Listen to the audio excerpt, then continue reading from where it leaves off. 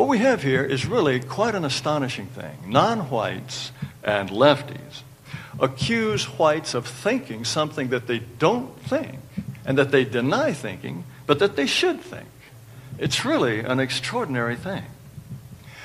Well, why don't white people think the way they ought to think? Why is it, basically, that white people have gone insane? I've been wondering about this for more than 20 years, probably going on 30 years now, and I've probably heard every explanation that floats around out there. There are people who say that the moral devastation of 2 horrible world wars did it. There are people who say that the machinations of the Jews did it. There are people who say that Christianity makes whites uniquely susceptible to dispossession. I'm not really satisfied with any of those explanations. I think there's something about the essential nature of white people that makes us easy prey, and it makes it easy for others to induce us to work for their interests and against our own. Part of it really is individuality.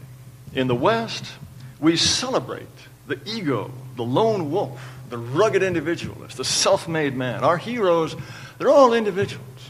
And we celebrate individuality to the point where it's difficult for us to think in terms of the larger group, in terms of the race.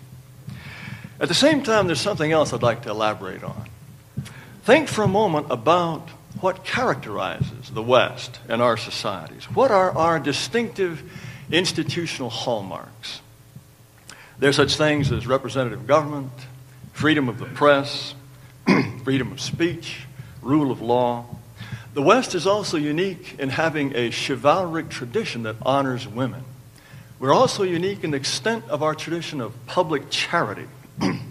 And what do all these things have in common? They reflect what I would call a kind of moral imagination. They reflect an ability to think in terms of the aspirations and the sufferings of others. Take freedom of speech. It's based really on the remarkable idea that I should allow you to say absolutely anything you want, even if I'm convinced you are dead wrong, and even if what you say badly hurts my interests. And representative government works the same way. It means that even if I have power, if the other fellow gets more votes, if he persuades the other people to vote for him, then I move out of office. Whites recognize that the other fellow has a point of view. Free speech means the other fellow gets to have his say. Elections mean the other people have an opportunity to rule. And the rule of law means that it makes no difference whether you're rich or poor or powerful or weak. You're supposed to get the same treatment in court. At least, that's the ideal.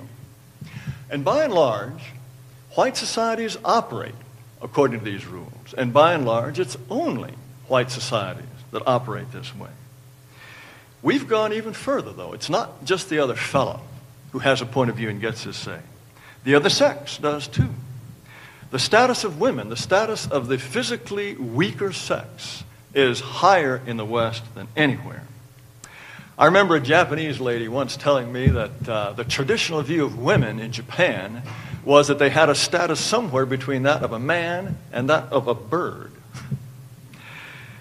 The idea also of limiting the most powerful men to just one wife, that too raises the status of women, and it also gives other men the chance to find a mate.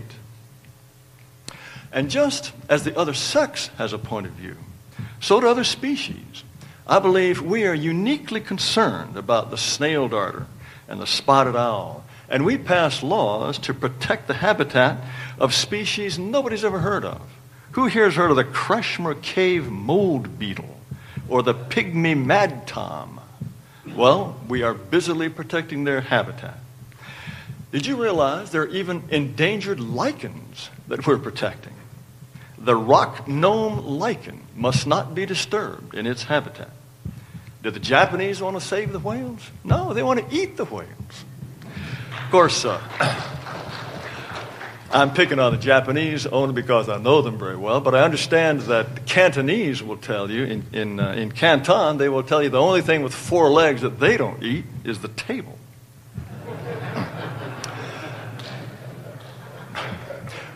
Whites care about the environment, too.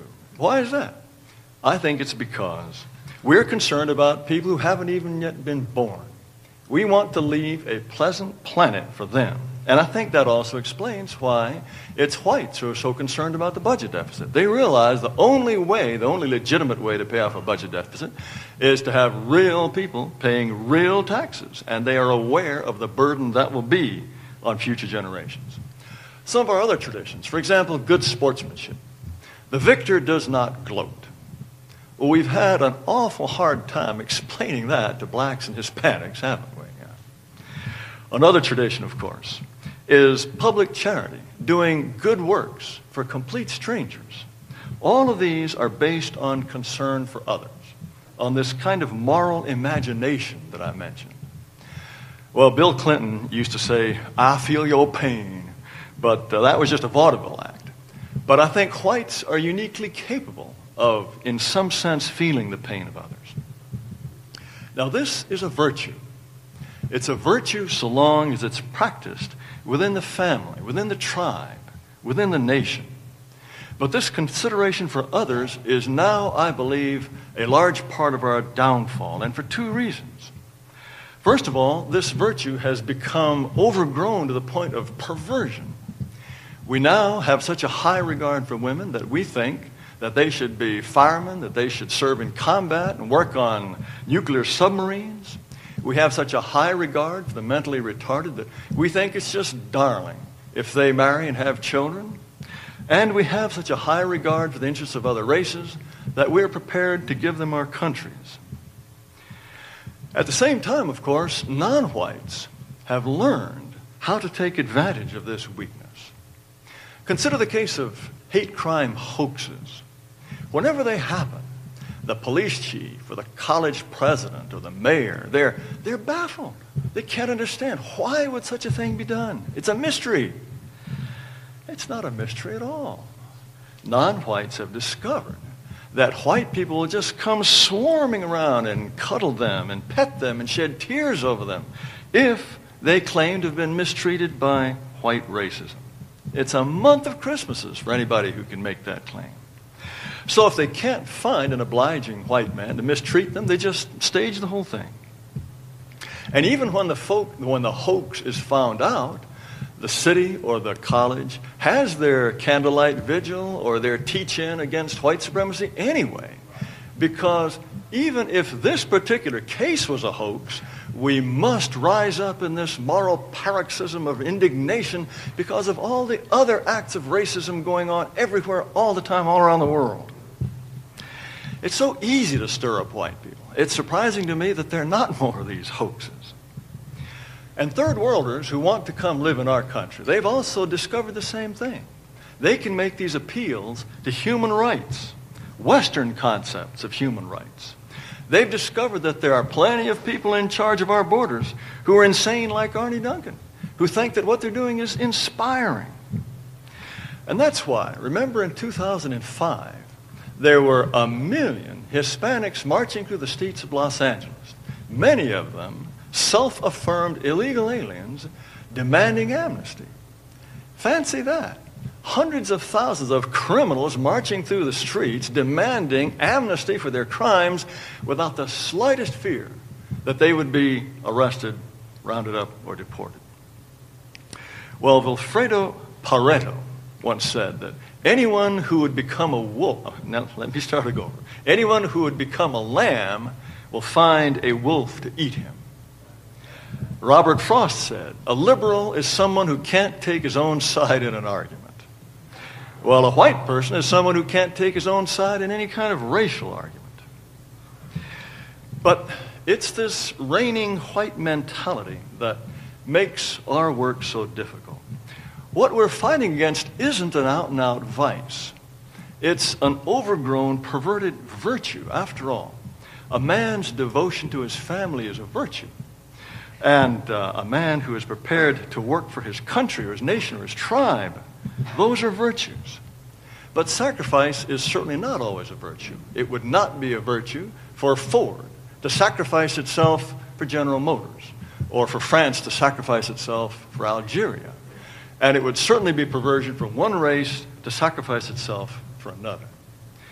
If white people are to survive, this is something they're going to have to understand.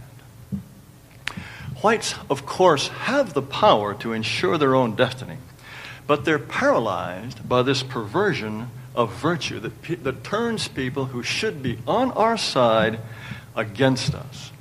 This is really the unspeakable frustration of what we do. It's our own people, the people that we love, who are most determined to stand against us and against themselves.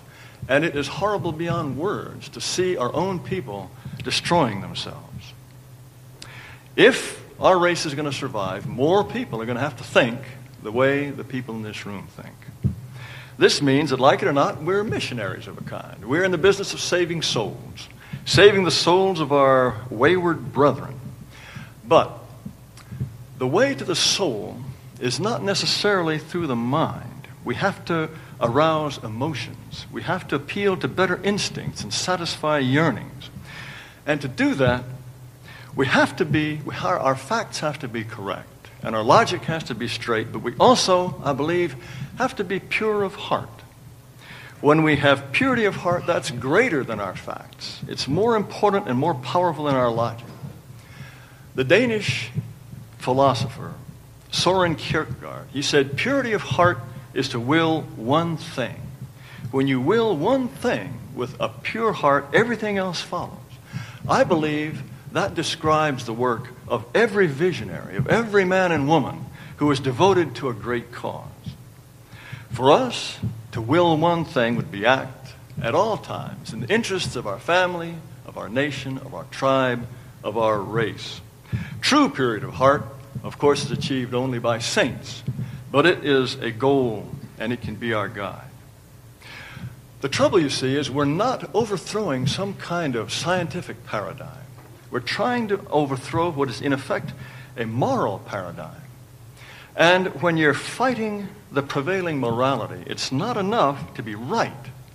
I think you have to be generous. It's not enough to be logical. You have to be virtuous. If you're defying moral orthodoxy, I believe that your demeanor will carry your message perhaps even further than your words will. Remember, people don't just disagree with us. Many of them genuinely think that we are evil. And when people think you're evil, I don't think they listen very carefully to your words. They search your manner. They look for the slightest excuse to ignore all your impregnable arguments, all your carefully marshaled facts. And that's why we must never be mean-spirited or angry or petulant or dismissive of the interests of others. I believe rudeness and arrogance that will drive people away, that will only confirm their own prejudices. It's the excuse they're desperate for to walk away smug and happy and say, these people are just small-minded, angry bigots. Our opponents don't recognize our good faith.